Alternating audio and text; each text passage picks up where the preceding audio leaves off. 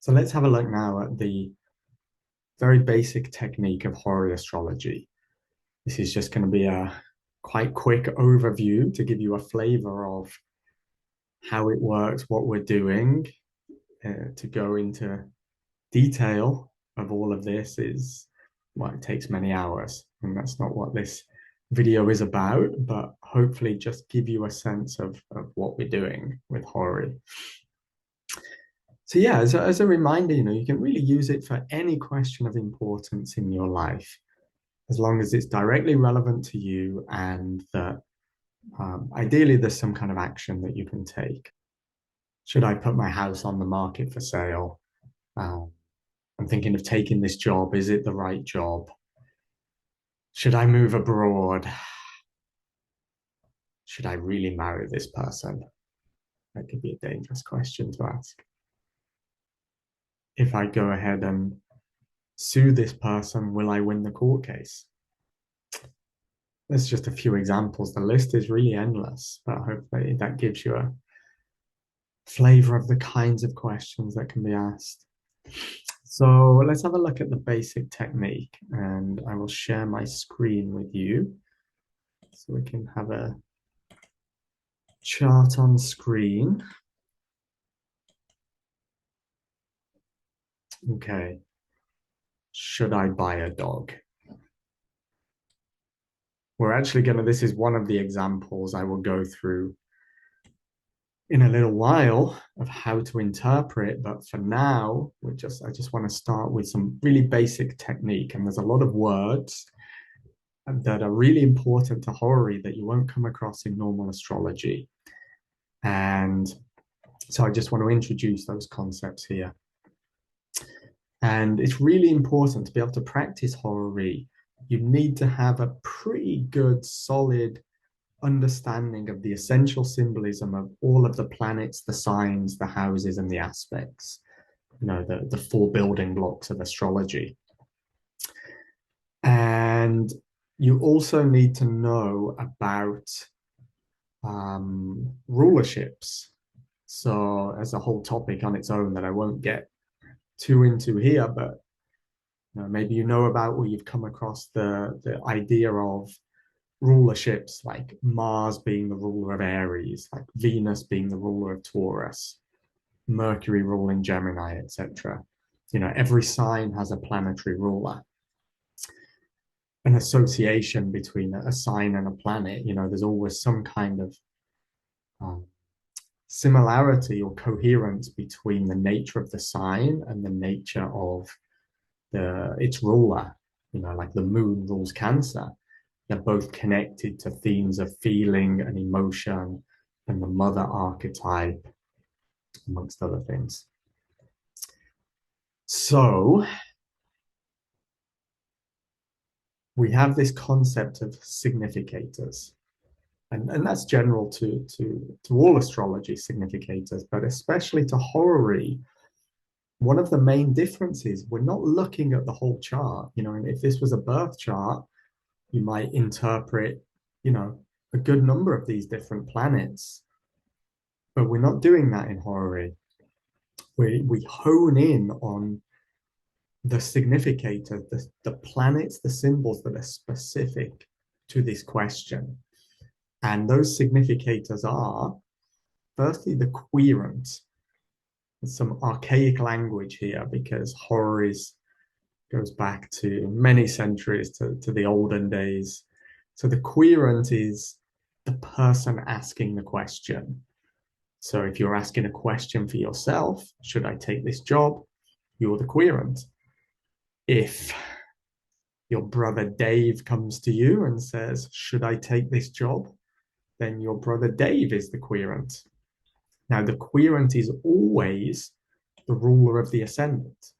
So, as you may know, if you know a bit about houses in astrology, the first house is very much about the self. It's me, right? So the querent is always symbolized by the planet that rules the sign on the ascendant.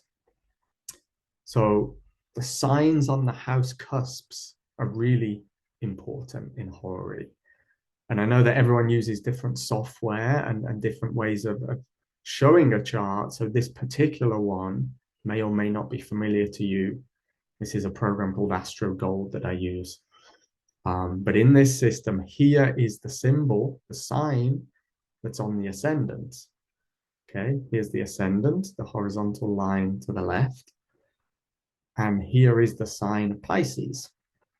In the same way, the ruler of the seventh house, or I should say the sign on the cusp of the seventh house here is Virgo.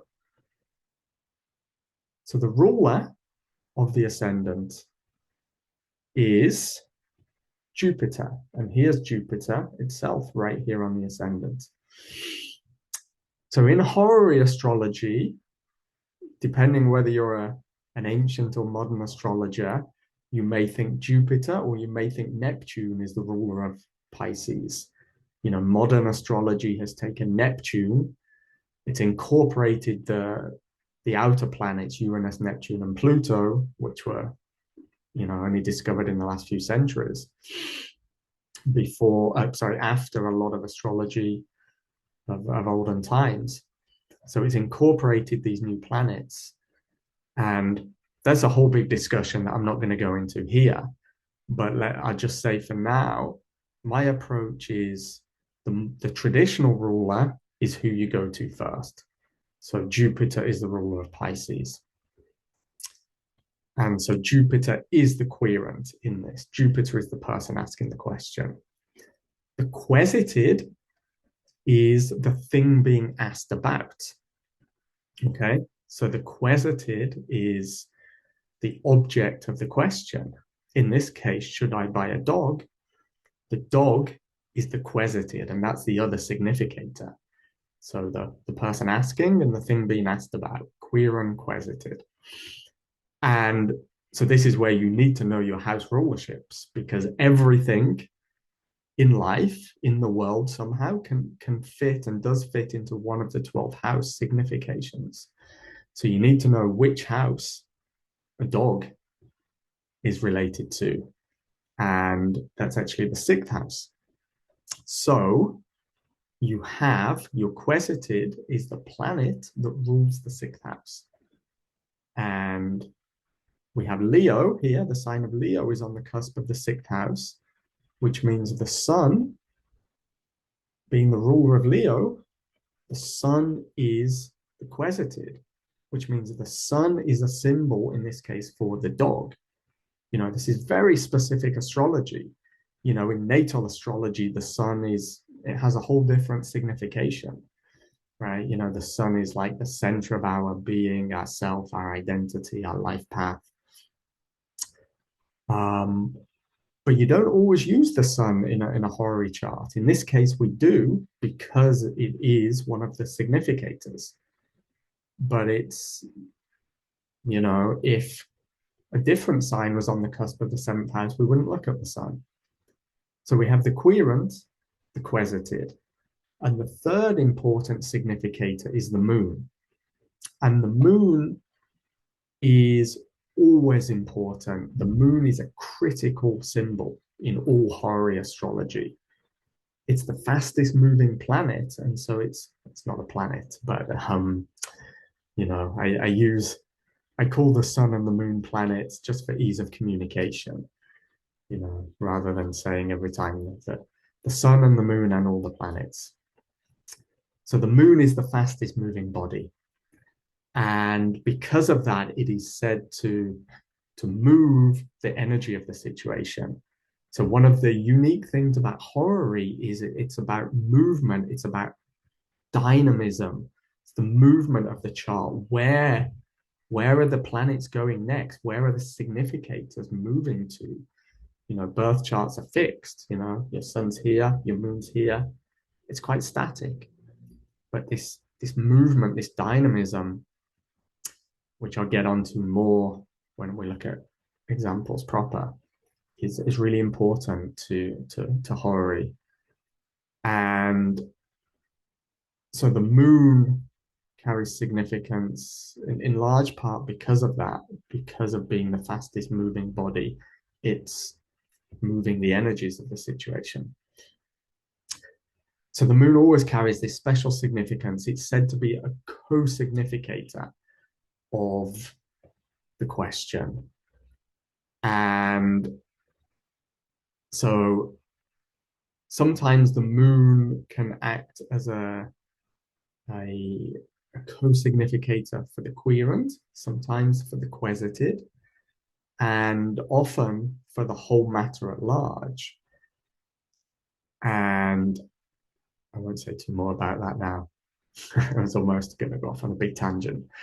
But yeah, basically what you need to know here is the three core symbols. The essential part of any horary chart is the querent, the quesited, and the moon.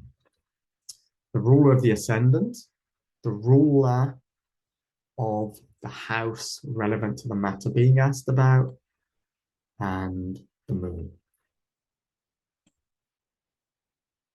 Now, the other thing worth saying here is to introduce the concept of perfection, which doesn't mean what you might think it means. It has a slightly different interpretation of the word perfection that we're used to. But this is central to the judgment of a horary chart. And perfection essentially is a word for the coming together of the significators in the chart, the querent and the quesited, or the moon with one of these two bodies. And this relates to the dynamism that we talked about, the movement, where are the planets going? And put simply, at the heart of the judgment and interpretation of a horary chart is whether there is perfection between the significators. Now that means, is there an applying aspect between them? Now, if you know anything about aspects, which is the geometric relationship between planets in a chart, you know that you can group them into separating or applying aspects. And separating essentially means that at the moment the chart was drawn up, the exact aspect has passed and the planetary bodies are moving away from each other. And applying means that at the moment of a chart, the bodies haven't yet made that aspect, but they're moving towards it. And we know this by understanding the speed of movement of the different bodies involved, right? So everybody moves at a different speed. You know, the moon is the fastest moving body. Yeah, it goes all the way around a chart here once a month, right? And the sun goes all the way around a chart once every year. And all the way out to Pluto, whose orbit around the sun is 248 years. So Pluto, the slowest moving body, takes 248 years to make the path that the moon makes every month.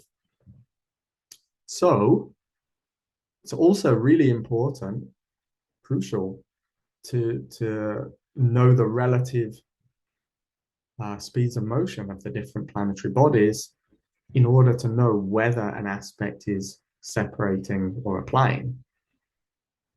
Okay, so let's take a simple hypothetical example.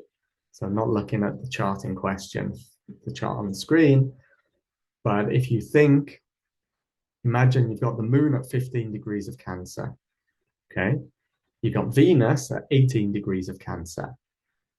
Yeah, so they're in the same sign. The moon is slightly earlier in the sign by 3 degrees. The moon moves faster than Venus, right? In terms of its orbit, you know, relative to the Earth, because remember, astrology is geocentric, not heliocentric. So from the astrological perspective, the Earth is at the center and the bodies revolve around it. Now, of course, that's not how it actually happens in the solar system. That's a whole other tangent, but astrology is symbolic and not literal science. So the moon moves faster than Venus. Therefore, because the moon is at 15 Cancer and Venus is 18 Cancer, the moon is said to be applying by conjunction to to Venus. Yeah, because pretty quickly the moon moves 1 degree of a sign roughly every 2 hours. So in roughly 6 hours, it will have moved 3 degrees. And then that aspect will be exact. As soon as the moon and Venus are at the exact same degree, 18 degrees of Cancer, that is an exact aspect. That's what we mean by the concept of perfection. The aspect has come to perfect. The planets are exactly, precisely in aspect with each other. Now, the other thing to say about aspects is to discuss the types of aspects that we use in horary, because there are, if you've studied any astrology, you may know this, what are grouped as major aspects and minor aspects. And we only use major aspects in horary. So the major aspects are the conjunction, the sextile, the trine, the square, and the opposition. 5 types of aspects. And so you must have a perfection between the significators by a major aspect in order to give a clear, let me say that another way, in order that there is perfection between the significators, which is the fundamental thing we're looking for in interpreting a horary chart.